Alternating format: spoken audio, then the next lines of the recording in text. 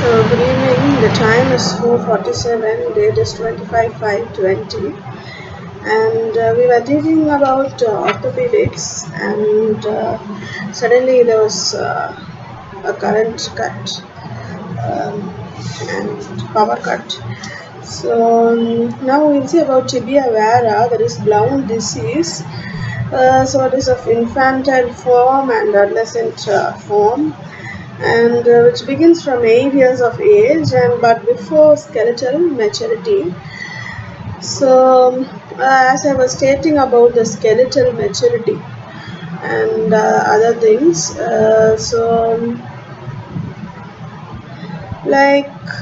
then we have Langen's called classification. So stage 1 to 6 is given. So and then we have the X-ray and treatment. So um, then we have differentiating features of physiological genuvarum and Blount diseases. So next we have Porter's-Walkman law and osteogenesis imperfecta, which is a triad, and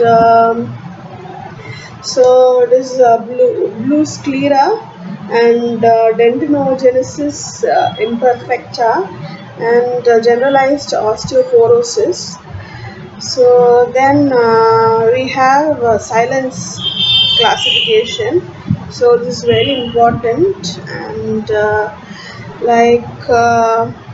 type 1 and type 2 and 2, 3, 4. So then we have treatment for deformities, and then we have slipped capital femoral epiphysis. So that is type of slips: pre-slip, acute slip, chronic slip, acute or chronic slip. Then we have Lauder classification. Then we have triple deformity in SCFE. Then we have the radiological part. Usually it has Truthovan sign, Capener's sign. So Truthovan sign is a line, plain line, drawn along the superior border of the femoral neck. Transects the femoral head in SCFE. The line passes above the femoral neck. So usually this Surya Malai, and so the mountain usually appears the face of a human, the head and the neck, especially resembling the neck, and like Sangagi to Edapadi bypass, and there is this Neyveli and lignite operation and coal mining. You could see chunks of chunks of coal dipped in water and oil reserves. So it is one of the oil reserves with the green oil reserves, and usually the Rome and city. And so there is a line called Klein line. So it is usually a landmark or a load line resembling the something like a perpendicular scale.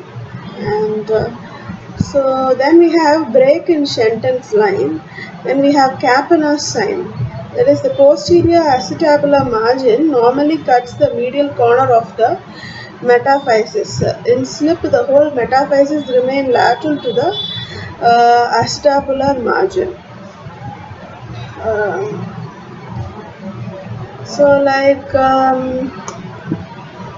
Then we are having this metaphyseal blanch sign of steel, a crescentic area of increased density in the metaphysis due to superimposition of displaced femoral head.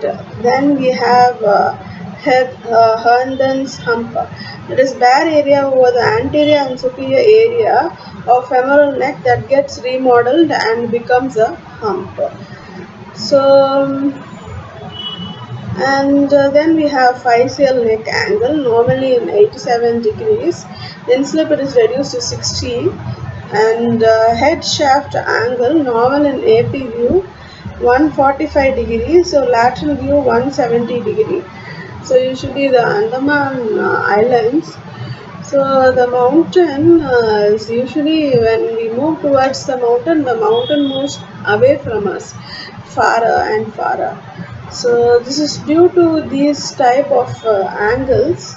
So and especially this head shaft angle, that is 145 degree, lateral view it is 170 degrees. So along the lateral side, usually like because along the medial side if you go, it has two roads, but Niger has four roads. The Andaman Islands, they have two roads and resembling. So on the medial side you won't find it. On the medial side if you're there won't be a Herndon's hump will not be seen. But on the lateral side, like the facial neck angle, I mean the head shaft angle, you would see the hump and moving it towards and forwards. So this 87 degree is reduced to 60 degree usually, and so then we have the grading of slip.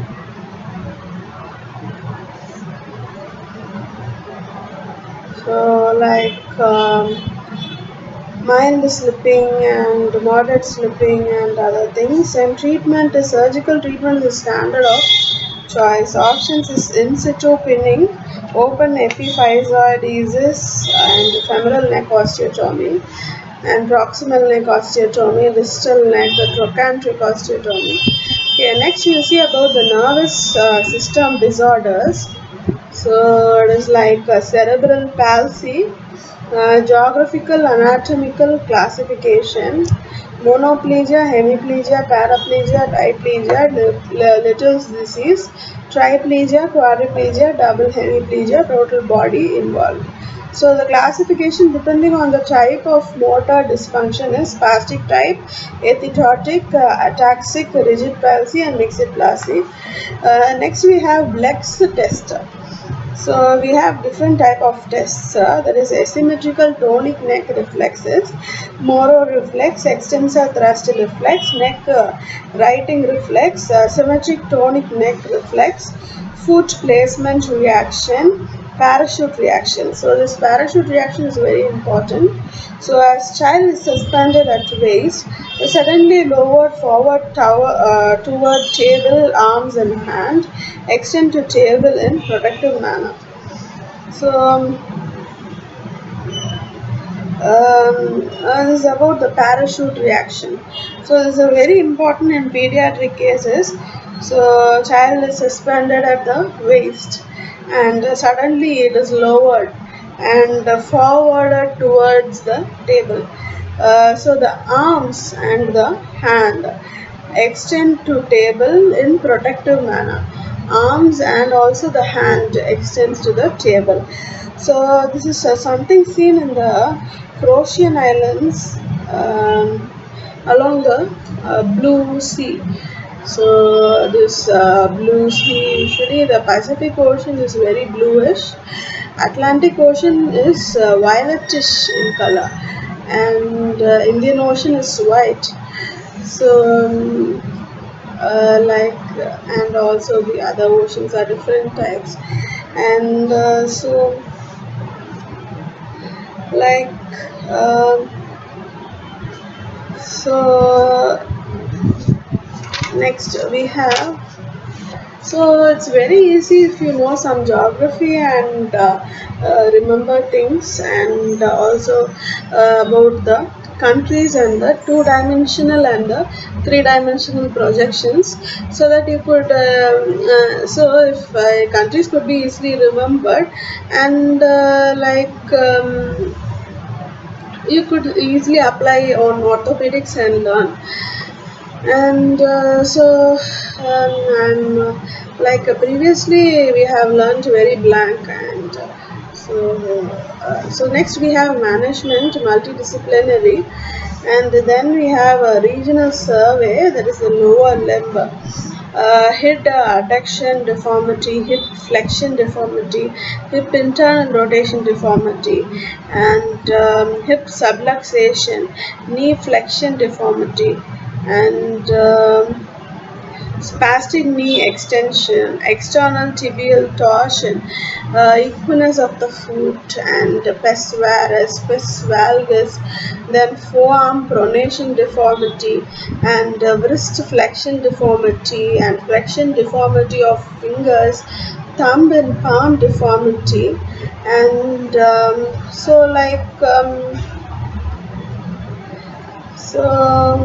these are something about, and so this resembles this union of the countries, especially United Arab Emirates. Um, UAE, in which we have about some 6 to 7 of these um, pseudo-pathological conditions while driving. And so next, other countries, if you say, Union Federation of Russia, that is the Russian Republic, USSR, Socialist Republic. So there we could see some almost from here up to Russia, we could see some the same, some 4 to 5 deformities. It is less only, but next is United States of America. So there, this deformity is totally like, we could not feel it if you move on the road. So next we have United Kingdom. So there, like um,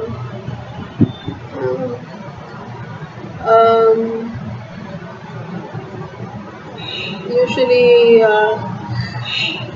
on every turn these are externally manipulated, and so there are these are in relationship with the Saturn's moon, and um, USA, USSR, and UAE, and UK. So you have other things also. You also have United African Countries Republic. So they are usually like, you will not have the feel of it, but you will have the sense of it while moving through, and only by the scent of the flowers or trees. So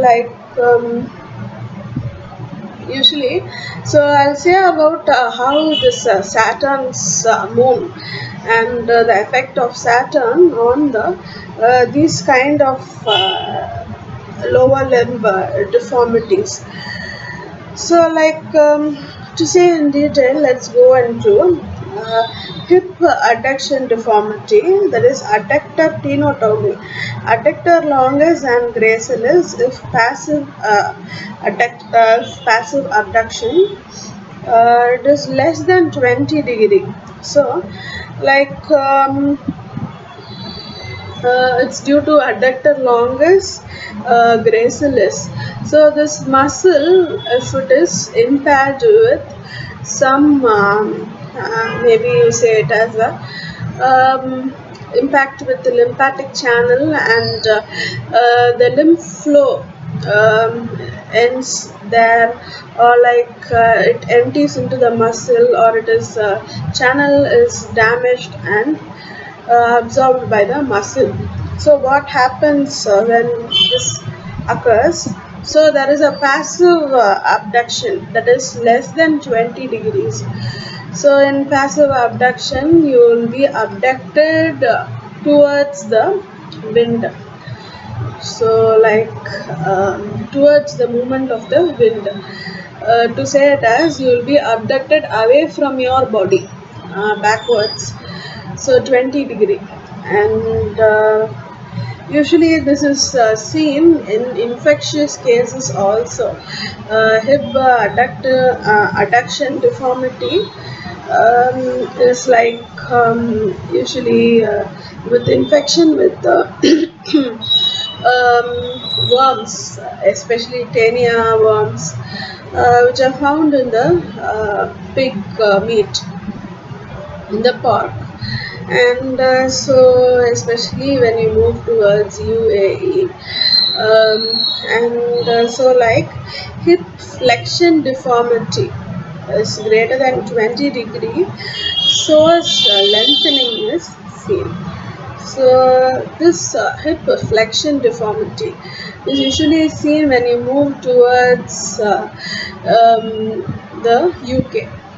So you are having flexion is deformed just because it is the movement itself depicts flexion in a crisscross manner, like moving. So like if consider the roads of Erkard, you are moving. Just you are moving on the right, then you are having a turn, u-turn, then you are moving on the left, that also you are loading up. So then you are moving upwards and you are taking another right u-turn. So first you are taking a left u-turn, then you are taking a right u-turn. So this happens always and always, except in a few cases, and you are moving for about 1 hour to reach the top.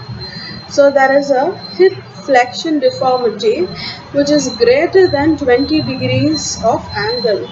So there is a psoas muscle lengthening, so which makes you to count, because if a muscle lengthens, the nerve fibers which are acting on it will have a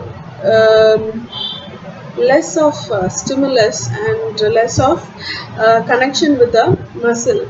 So you also the muscle, if the muscle lengthens, your body is also has a changes, and you need to count on it. And so next we have hip internal rotation deformity. So usually associated with adduction and internal rotation deformity. The releases of anterior fibers of gluteus medius. So this internal rotation deformity is usually seen in the United States. So what happens is there are a lot of people and crowd, and you have to move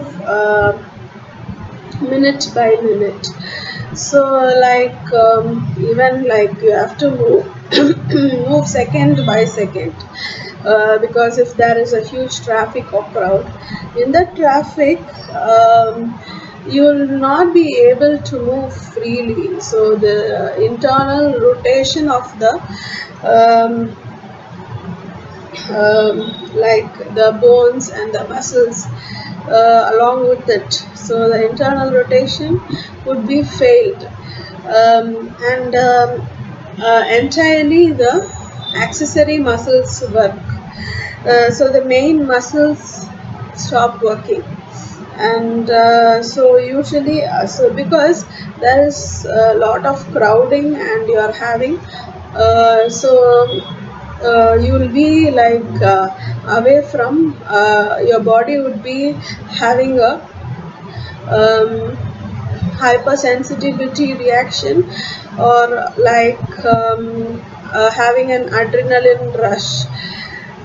So you'll be under fight and strain and stress. So usually associated with adduction and internal rotation deformity. So there is a release of anterior fibers of the gluteus medius. So the medial muscle of the gluteus releases the anterior fibers, and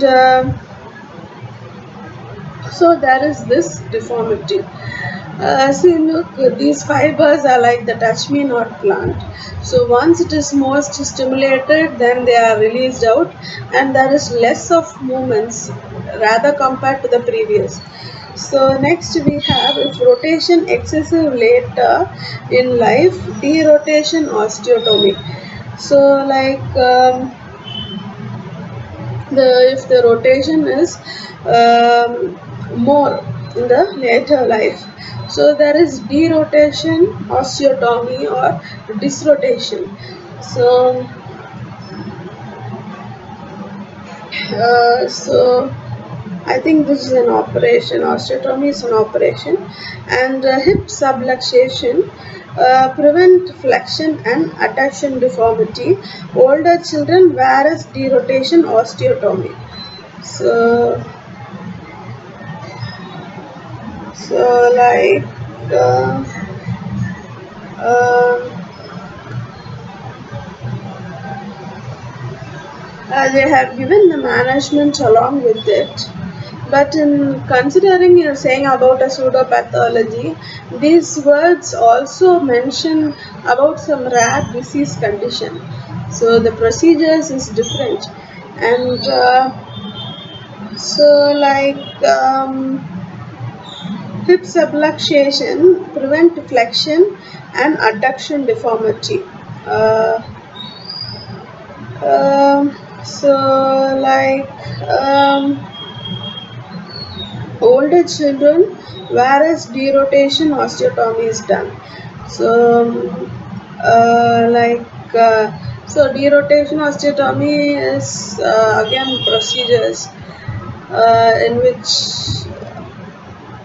there is muscle pull or bone is shifted to the place and operated, and so these bone operations are still a doubt.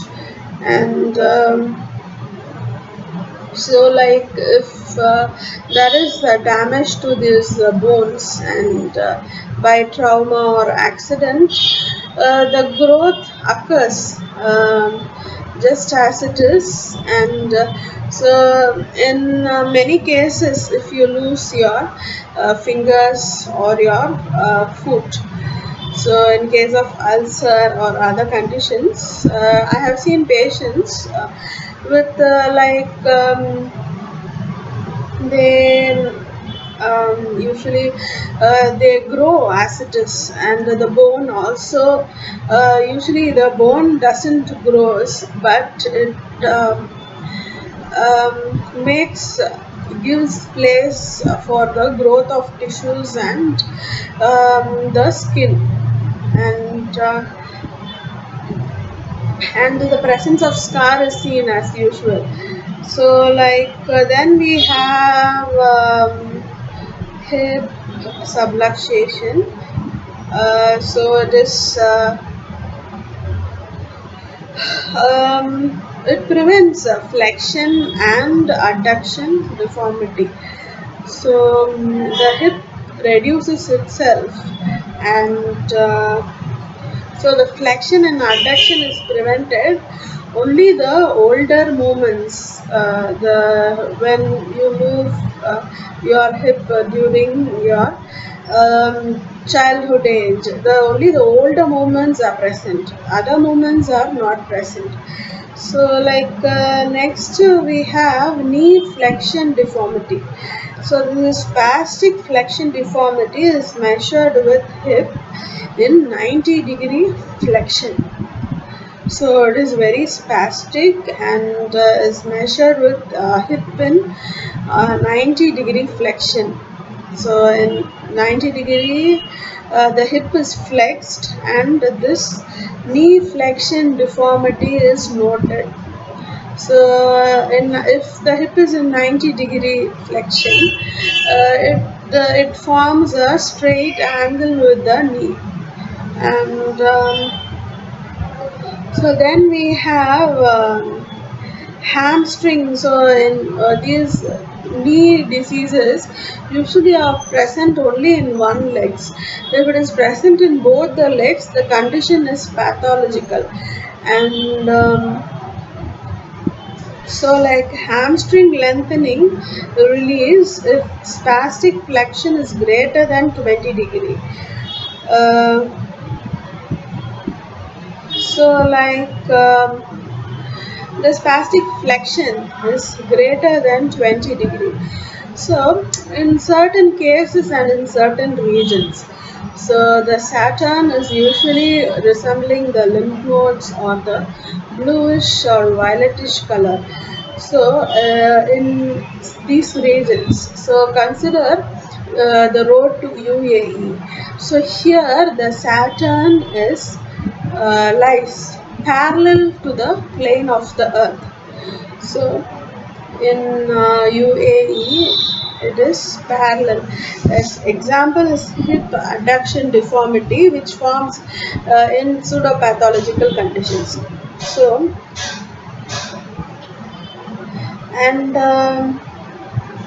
so that is that forms abduction less than 20 degree. So then in hip flexion deformities, so it is usually seen in UK. So there the Saturn lies um, in, to say it as um, on the surface of the plane. So, like it lies, to say it as, so in case of UAE, it is parallel by the sides, but here it is about like on the surface of the, it lies directly on the surface, and there is no change or difference. So, like if there is on the surface, so then the Saturn of the body is the Saturnic powers. So each and every people have different powers of different planets. So this power is displaced, so it lies on the plane of the surface of the Earth. So like next, we'll see about this prerequisites is gluteus maximus and triceps surae must be strong. Any FFD of hip should be corrected simultaneously. So, so there is a prerequisite also. So they are saying about it. The author knows well about it. So he is saying about the strength and the planetic powers, and so next we have spastic knee extension. So that is simple tenotomy of rectus femoris is done. So like knee keeps extended, and it cannot be folded backwards. It keeps on extended.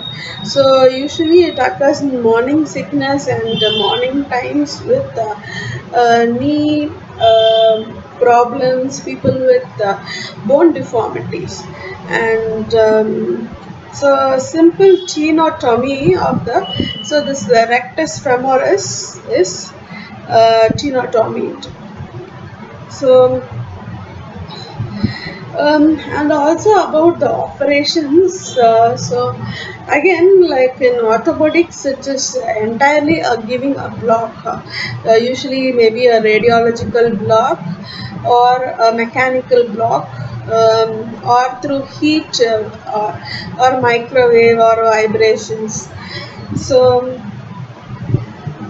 um, so then usually these knee, I think it is occurs in the USSR part.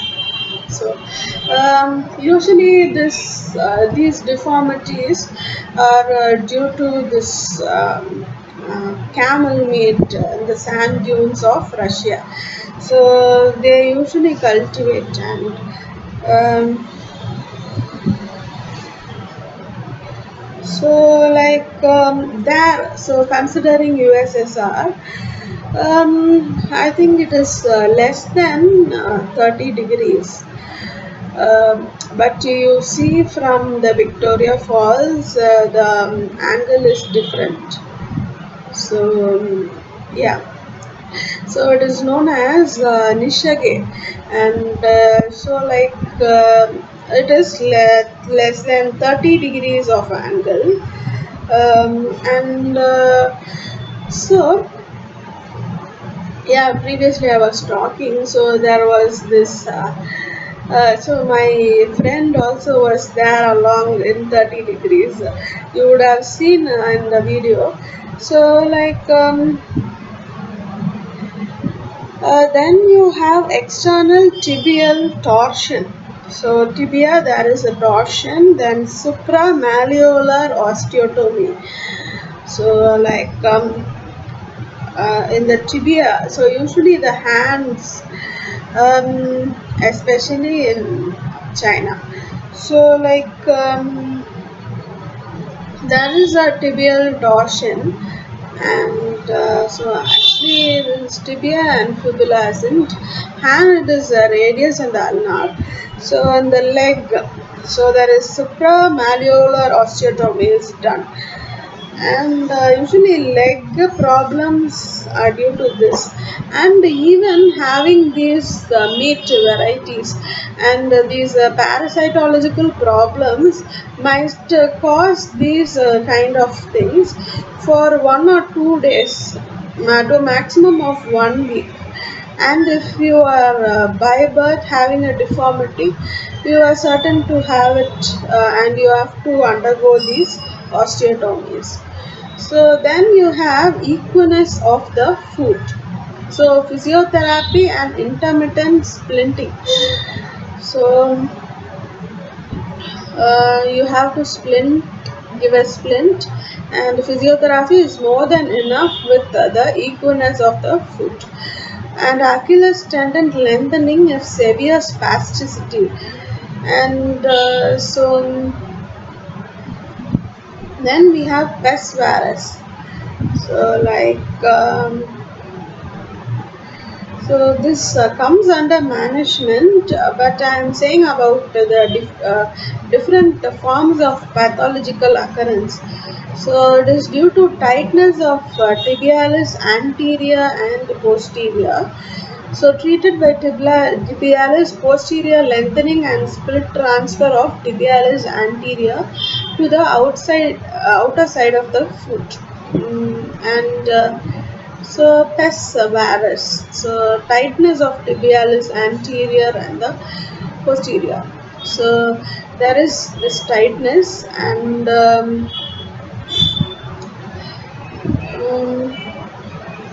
so in certain regions, when you move on, you get locked into.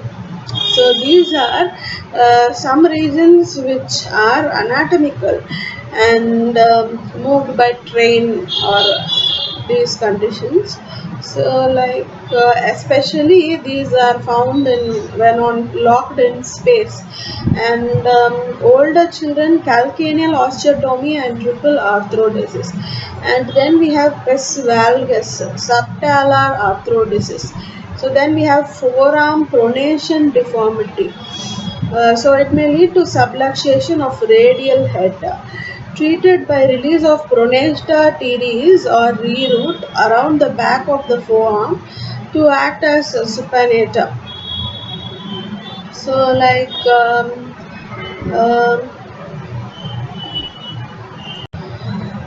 um, so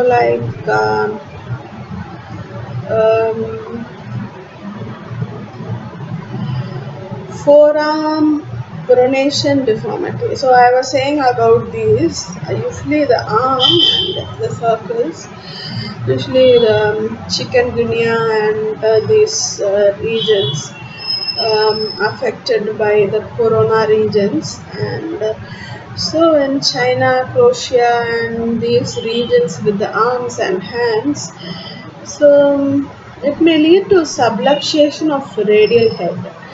So treated by release of pronator trees or reroute around the back of the forearm to act as a supinator. So you must reroute around the back of the forearm to act as a supinator. So for false making of the hand. So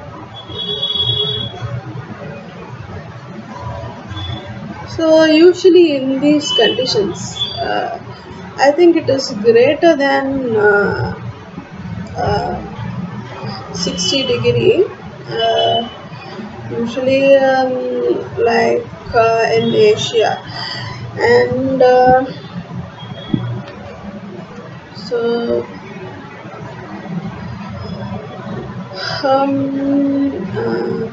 what to say? It's about wrist flexion deformity, that is FCU, lengthening or release. So then we have flexion deformity of the fingers, so lengthening of flexor tendons or release. Then we have thumb and palm deformity, mild cases, splinting exercise, resistant cases, Matthew procedure. So previously I did not see whether the topic is management, but they have given a subtopic, regional survey. So it's okay. And like we have the Matthew procedure consists of FPL lengthening, release of thenar muscles and tendon transfer to restore abduction and extension. So Matthew procedure, FPL lengthening, release of the thenar muscles, and tendon transfer to restore abduction and extension. So we have seen anatomy already. So next we have poliomyelitis. So in this Chinese, in this case is, so I have told actually it's perpendicular. Saturn is perpendicular and about 30 degrees of angle, and it lies parallel, and it lies also on in a straight line. So here in this region I am not sure, maybe it about when we have learnt in mathematics, it must be 60-degree angle, or it must be 160 to 360. So 160 or 360. So next we have poliomyelitis. So stages is given: acute, convalescent, chronic, and treatment of fixed deformities. So polio has been entirely eradicated, and so then we have hip treatment by knee, foot, and next we have myelomeningocele. So we have classification depending on the level of neurological lesion. Arthrogryposis multiplex congenita or multiple congenital contractures. So this is contractures about classification is upper limb, lower limb. Then we have the Middleton's theory. So we see what is this Middleton's theory: the errors of the bones being in nature of structural adaptations to the primary error of the muscle. So I was previously doing a paper on the ligaments and the pathology, and about the clerodendum phlomites, about the medicine to ventricular dysfunction. So I was doing one thing on the ligament. So errors of the bones being in nature of structural adaptations to the, so there is errors of the bone uh, which is being in nature of structural adaptation, structural deformity, adapting towards, as I said, these adaptations differ from recovery. So in ulcer cases, there is no adaptation, there is recovery only. So it mimics adaptation. And to the primary error of the muscle. Um, so there is a primary error in even in the development itself by birth, congenital, and all of the things. So there may be arrest of development at the myoblastic stage. So the arrest may be due to loss of nutrition or by lack of the genetical structures, chromosomal structures. So lack of one of the genes, and so the muscle may develop normally but fail to elongate. So muscle may be developed as a rudimentary one. It may be developed as a false one, but it fails to act as in higher animals. So, like muscle is fully formed, maybe at the site of intrauterine degeneration with progressive conversion into scar tissue, that is amyoplasia congenita. So there is a wide variety of pathology available. So there are, this is not only the single case, there is thousands and hundreds of cases. So um, so there is a degeneration intrauterine itself. The body stops the growth of it just because it is not good for the baby. And so next we have principles of management, that is Drummond. Then we have principles behind surgical procedure. So then we'll go on to skeletal dysplasias. So this is evaluation of short stature. So etiology is primary growth abnormality, secondary growth abnormality, and idiopathic short stature. So the idiopathic one is genetic short stature, constitutional delay, and the GH receptor defect. So approach to a case of short stature. So the history, clinical examinations, and the causes of proportionate dwarfism. So they have given that is familial, constitutional, chronic illness, chromosomal anomalies, and endocrine diseases. So then we have causes of disproportionate dwarfism. So rickets, skeletal dysplasia, defective bone formation, osteopetrosis OI, defective cartilage growth, achondroplasia, then defective bone matrix, fibrous dysplasia, inborn errors of metabolism, leukoplodysaccharidosis. So then we have the steps. So then, we have hormones known to be concerned with growth and development of the skeleton. So the growth hormone usually longitudinal growth as a result of increased rate of division, increase in size, increase in amount matrix. So we are having a flow chart. A table chart.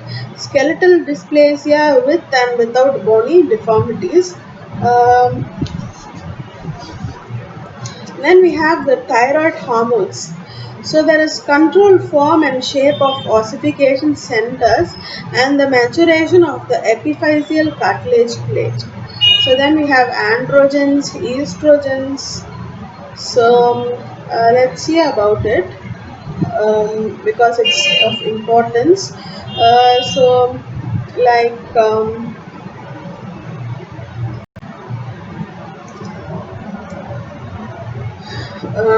so androgens is limited stimulation of linear growth, marked acceleration of maturity of epiphyseal cartilage plate resulting in cessation of growth and epiphyseal closure. Estrogen is inhibition of linear growth, acceleration of maturation of epiphyseal cartilage plate, cessation of growth and epiphyseal closure. So then we have glucocorticoids, retard cellular proliferation and hypertrophy of epiphyseal cartilage plate, inhibits collagen synthesis, inhibits synthesis of carbohydrate protein complexes. Insulin, it is essential to proper action of growth hormone. So then we have alkaline phosphatase and inheritance pattern of certain orthopedic disorders. So this ALP is an important indicator. So in blood, so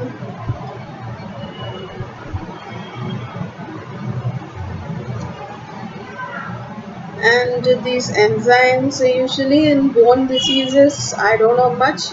Usually in organ diseases only these enzymes are elevated. In bone disease there is only a marked elevation. So these are markers of bone formation and resorption. So inheritance pattern of certain orthopedic disorders, autosomal dominant inheritance and autosomal recessive inheritance, X-linked recessive inheritance, X-linked dominant inheritance are given. That is example they are given as vitamin D resistant ricket, osteochondrodystrophy, and classification of bone dysplasia is given. So it's also a pathological condition. Dysplasias with predominant physeal and metaphyseal changes, with predominant epiphyseal changes, with predominant metaphyseal and diaphyseal changes, combined and mixed dysplasias and achondroplasias. So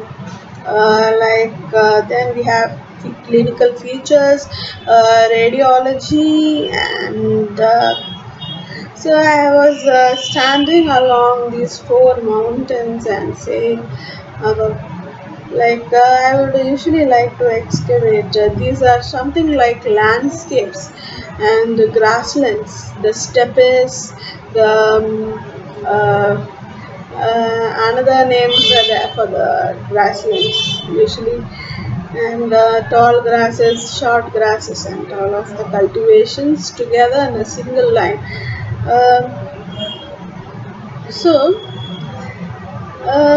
These regions contain these white elements of bone and which form the tablets of bone diseases by extraction of the minerals.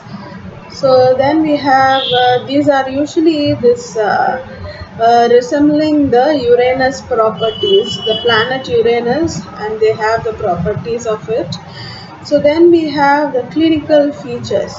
So these are of a solid of the bone form, and so they are not transparent, and they are usually visible around, and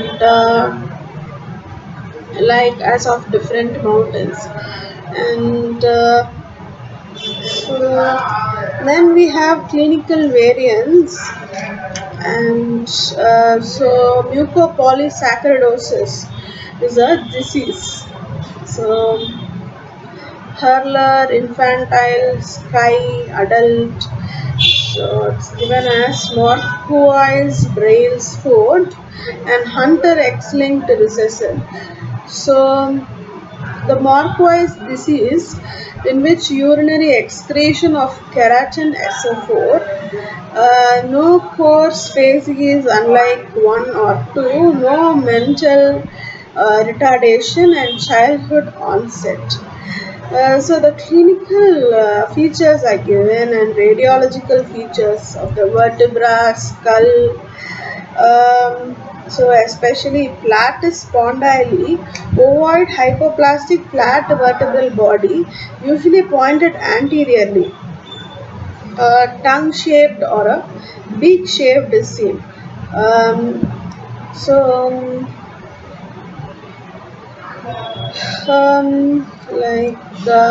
all of the chest, short tubular bones, pelvis, hip, knee, and treatment are given. Then we have melorhiostosis. So that is flowing hyperostosis in Greek, or Leris disease. So this is sporadic autosomal recessive pattern. It's a progressive linear hyperostosis of one or more bones of one limb, especially the lower limb. So symptoms appear during childhood as pain or stiffness of sclerotic bones with ectopic calcification or osseous tissue and skin change overlying the bone similarly to scleroderma, like areas and hypertrichosis. so often associated with severe pain. It does not progress in adults. No specific etiology, lab investigation, and treatment. Radiology resembles the melted wax that has dripped down the candle, and hence the name. So, usually it's a pain or stiffness of the sclerotic bones. Um, and so, like metaphyseal classes. So another one.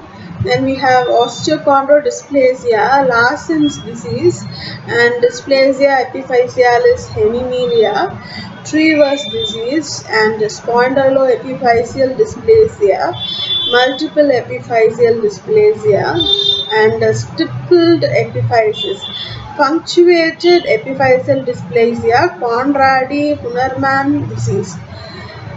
So, atypical forms of osteophysis is given. So, we'll see about the Conradi Hunnerman disease, that is multiple punctuate opacities appearing in an unossified epiphyseal cartilage at birth, and cardiac anomalies like patent ductus arteriosus is associated. Joint contractions, limb length inequality develop.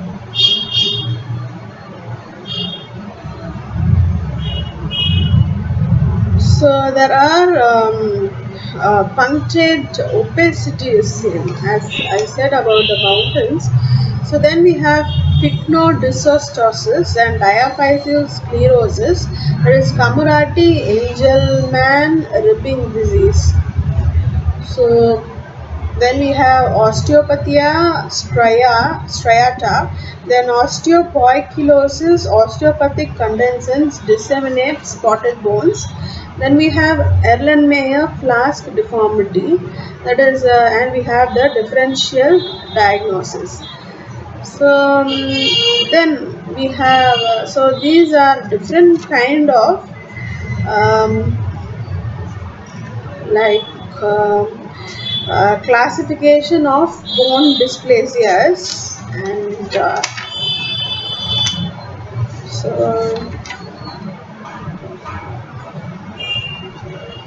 so next we'll see about the miscellaneous disorders. So one is Marfan syndrome.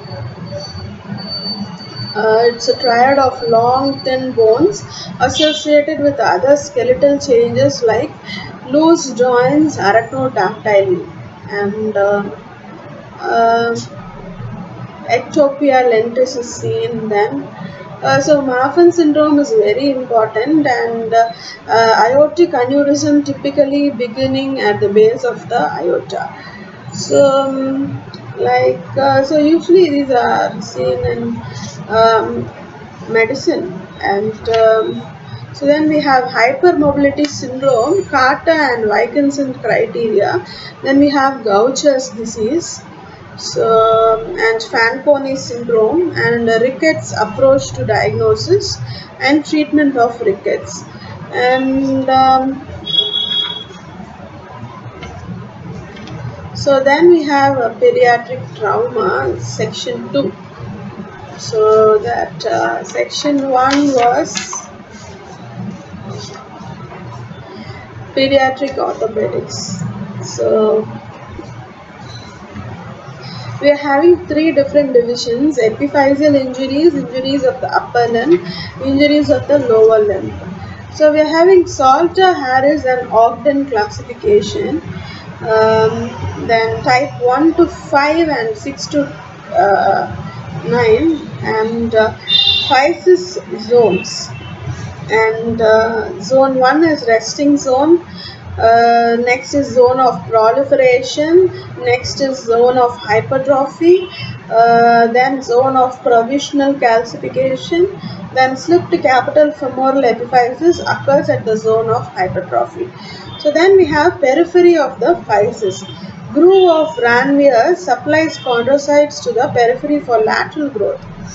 So Ranvier and the perichondrial ring of Laprox, dense fibrous tissue which anchors and supports the physis. So then are having injuries of the upper limb. So proximal humerus fractures, near Horowitz classification and treatment, clavicle fractures, Allman's classifications, and acromioclavicle joint injuries, Rockwood classification, pediatric elbow ossification, and supracondylar fracture. Um, so they have given about the mnemonic crito. So the capitulum at the age of 2 years of age, it ossifies, and the radial head ossifies at 4 years, medial epicondyle 6 to 7 years, the trochlea 8 years, olecranon 8 to 10 years, lateral epicondyle 12 years. So in lower animals, these form the body of a organism. So supracondylar fracture radiographic evaluation is given. So like Bowman's angle, the angulation which is normal 64 to 81 degree, greater than 81 degree, it is varus. Humeral ulnar angle and metaphyseal diaphyseal angle. So like anterior coronoid fat pad seen if there is underlying effusion is seen. So posterior olecranon fat pad is normally seen, and so like a Gartland classification is given. So it's very important, and so then we have the treatment: extension type, flexion type. So lateral condyle physeal fracture. Next is mechanism of injury and Milch classification based on morphology, Jacob classification based on severity, operative treatment. Then we have medial condyle physeal fractures, Milch classification, transphyseal fractures, D-Lee classification, and operative procedures. Then we have medial epicondyle apophyseal fractures, classification of acute fractures, non-operative treatment and operative treatment. So mostly non-operative treatment, medial epicondyle fractures may be managed non-operatively with immobilization. Don't move the bone, and indicated for non-displacement or minimally displaced fracture, and for significant displacement fractures in older or lower demand patients. The fracture doesn't only mean the breakage of the bone by picture. So it also means an internal dismovement or disability. So the bone might also not be cracked, but there might be a fracture. Usually it is known as sprain if it is not cracked, but even the fracture might be like the bone is displaced from the surrounding muscle or released from the position or from the straight line. So like T condylar fracture, Wilkins and BT classification, Monteggia fractures, Bado classification, Letts and John Wayne's classification, Monteggia variants. So in Monteggia variants, we are having isolated radial head dislocation, and see, this is as I've said, isolated radial head dislocation. Then we are having fracture of the proximal ulnar with fracture of the radial neck. Then both bone proximal third fracture with the radial fracture, more proximal than the ulnar fracture. These variants require open reduction. So like there is fracture of the proximal ulnar along with the fracture of the radial neck, and so both bone proximal third fractures with the radial fracture more proximal than the ulnar fracture. So like radial head and neck fractures, O'Brien's classification based on angulation and the Wilkins classification is given. So type 1 is 0 to 30, then 30 to 60, greater than 60. And non-operative treatment and operative treatments is given. So then we having injuries of the lower limb. So fracture of the neck of the femur. So that is Delbert classification and treatment, complications, avian Ratliff classification and treatment. Then we are having femoral shaft. Treatment protocols are given, distal femoral fractures, Salter-Harris classification, classification by displacement, non-operative treatment and operative treatment, proximal tibial fractures, Salter-Harris classification again. So then we are having non-operative treatment and operative treatment.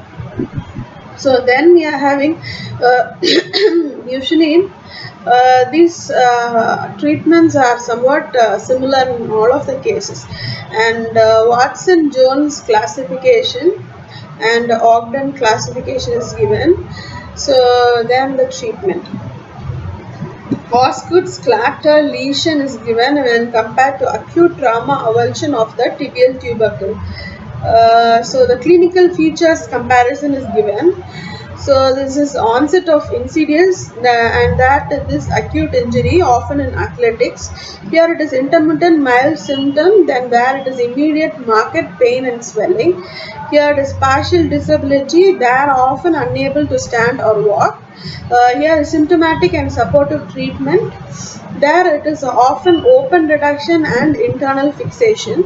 Here it is prognosisly fairly good, occasionally long-term symptom with ununited or sickle. So there it is rapid healing and return to full activities. So these are somewhat even the differentiations are of similar kind and it's very easy to write.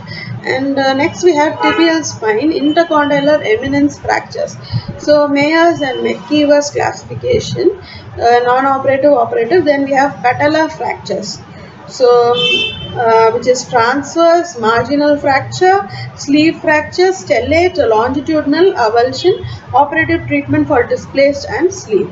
So then we have knee dislocation and treatment. So knee dislocation may be anterior, posterior, lateral, medial and rotational.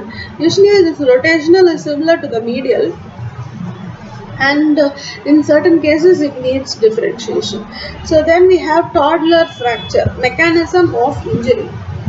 So external rotation of foot with the knee in fixed position, producing a spiral fracture of the tibia with or without concomitant fibular fracture.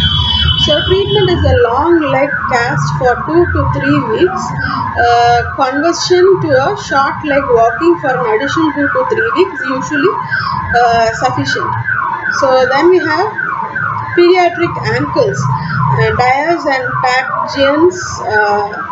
Paggian's classification, supination external rotation, pronation aversion external rotation, supinism plantar flexion, supination inversion, and axial compression and juvenile Tilloch's fracture.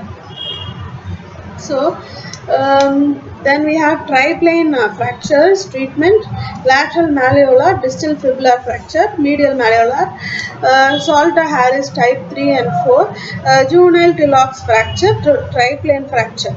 So like these are different kinds of pediatric ankles and Dyers and Paggian classifications. So then we have Hawkins classification of talar neck fracture. Okay, then we are having this calcaneus, Smith's and Weiner classification. So this Hawkins classification of talar neck fracture is very important. So type 1 is non-displaced, type 2 is associated subtalar subluxation or dislocation, type 3 is associated subtalar and ankle dislocation, type 4 is type 3 with associated talonavicular subluxation or dislocation. Then we are having operative treatment is indicated for displaced fracture, 5 mm displacement or greater than 5 degree malalignment. So the measurements is very important in operations. So then about the calcaneum is given. So Now we have section 3, adult trauma, an approach to adult trauma. There is classification of hemorrhage is given. So then we have Glasgow coma scale, and we are having trials and mechanics of deformable bodies, and we are having deep vein thrombosis and fat embolism syndrome, and GERD and Wilson's criteria for diagnosis, and Lendique respiratory criteria, and Castillo-Anderson classification for open fractures, Tierney classification of closed fractures. So then there is injuries of the upper limb and other chapters. So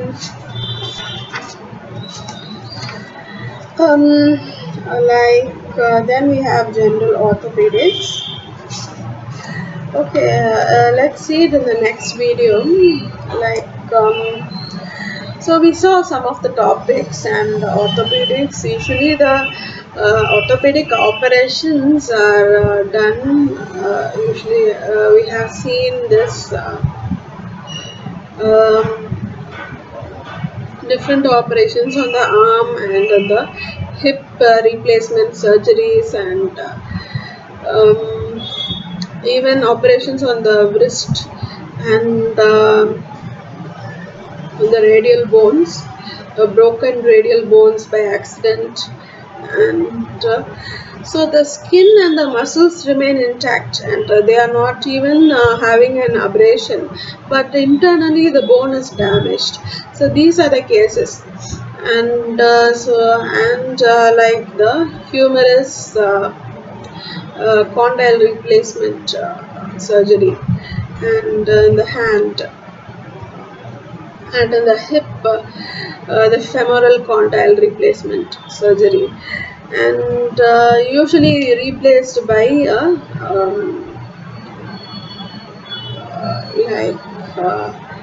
the name is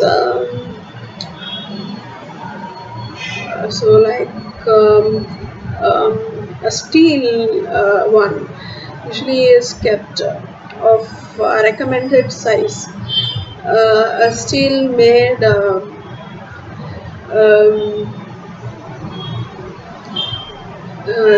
resembling the bone. Usually a steel one is replaced.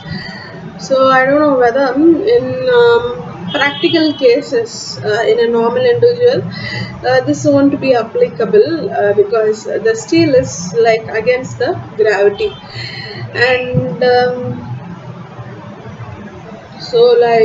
against the gravity of space. So steel is always present on earth and towards the gravity and gravitational force, and even towards magnet. So I don't know how if consider a normal person, if you replace it with it would be difficult, and the patient would go into other risks, and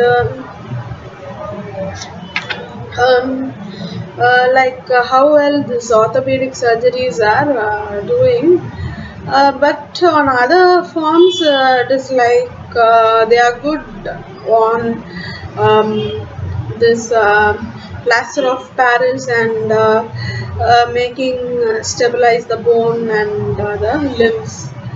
So even persons with loss of limbs by birth, they can have a recovery by this plaster of Paris treatment. But again, these orthopedic surgeries, I don't know how effective it is. Okay, anyways, next I think so. I thought I would have only 2 videos about it, but next we'll see on adult trauma and general orthopedics, hand and wrist, spine, foot, and sports medicine. So thank you.